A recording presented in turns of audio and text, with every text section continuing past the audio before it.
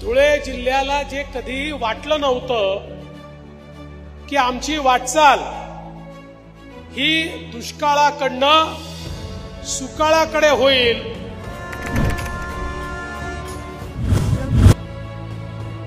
आजचा दिवस हा अतिशय महत्वाचा दिवस आहे। कारण धुळे जिल्ह्याला जे कधी वाटलं नव्हतं की आमची वाटचाल ही दुष्काळाकडनं सुकाळाकडे होईल, दुष्काळाकडनं हरित क्रांतीकडे आमची वाटचाल होईल। देशामध्ये मोदीजींचं सरकार आणि महाराष्ट्रामध्ये महायुतीचं सरकार आल्यामुळे या जिल्ह्याचा दुष्काळ आम्ही हद्दपार करतो आहोत आणि या जिल्ह्यावरचा दुष्काळी हा शिक्का पूर्णपणे पुसून काढण्याचं काम आज या ठिकाणी खऱ्या अर्थानं आपण करतो।